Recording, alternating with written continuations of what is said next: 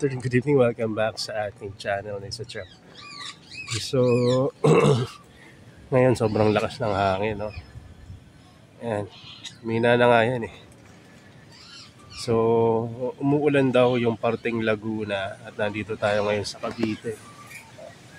At ewan ko, parang bagyo na yata ito. Ngayon lang nagtanggalan tong mga plastic natin sa labas. Buti ka mo eh, bago mangyari tong ganito eh, nakapaglagay na tayo ng mas matibay. Medyo umaambon din, no? Pero sa ibang lugar napakalakas ng ulan. Dahil yung kaswap ko ngayon ng seeds eh, sa kanila daw napakalakas ng ulan, kaya hindi daw niya mapapick up ngayon, bukas na. So okay lang naman sa akin yon. Seeds naman yon at ka-harvest lang niya. So yung seeds na ipang swap niya, una yung Philippinensis, no? Mayroon siyang nag-flower, pollinate siguro na yun.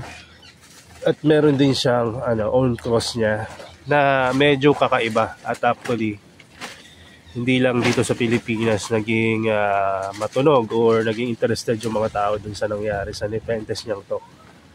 Dahil yung Nepenthes niyang to ay hermaphrodite o yung merong kasarian ng male and female in one plant. Actually, dun sa nakita ko, isang flower stalk. So, gagawin ko na lang siguro thumbnail yun, yung kanyang picture. Papaalam ko na lang. Ay, grabe, lakas ng ulan. Umaalog tong growing area ko. Ayan. Grabe.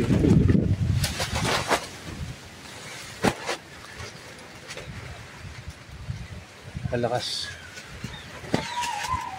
Hindi ko pa naramdaman umalog tong itong lugar na to. Kasi ang umaalog dun sa kabila. Ngayon lang. Grabe. Hindi naman sanang lumakas pa.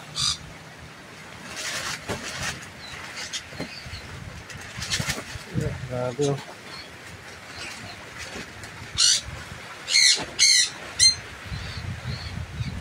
So, ayan, nakikita nyo kung gaano ka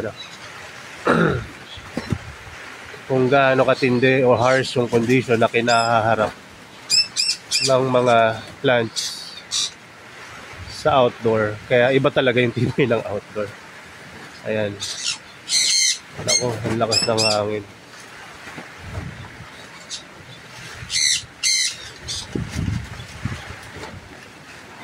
Bagyo na hindi mo maintindihan to . Kaya pala ayun ang sabi ni sa Laguna lang kasi yun, Binyan. Malapit lang dito sa amin, mga siguro mga 15 to 25 kilometers mula dito. Ngayon, nandito na yung malakas na ulan na sinasabi ni Ma'am. At mukhang Sunday ko na mapapadala tong mga order. Grabe. Kung titigil to mamayang hapon, baka maihabol ko pa. Pero kung ganito magpapatuloy ito hanggang mamaya, mukhang malabo. Tika mo, nandito ako.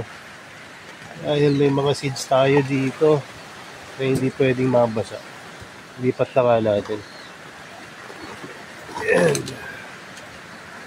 Ito yung mga seeds, nandito lang.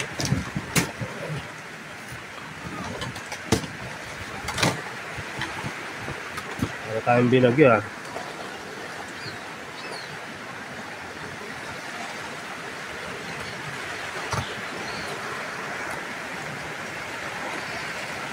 Ayan, umulan ng malakas. Ayan ang kagandahan.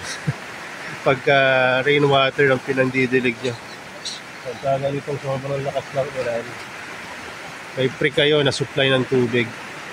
Magpapatuloy ito ng isang araw. At kung ganito kalakas na ulan, puno yung ating lalagyan. Kasi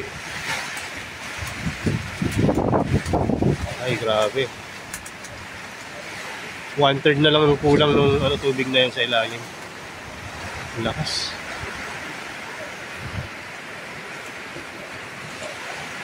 Hanggang dito abot yung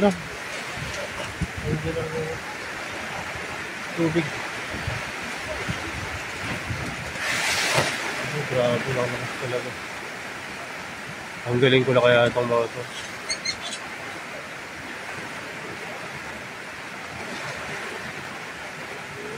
Lakas na ulan. Lipat ako pwesto.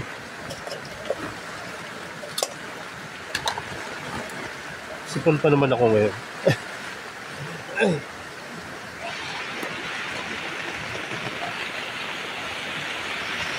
So, ayan o. Ayan. May tulo dito kasi may mga tali kami dyan eh. Dugtungan yata itong lugar na to.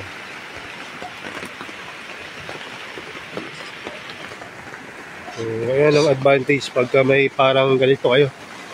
Greenhouse na makeshift. Ano lang kung totoong greenhouse, di ba?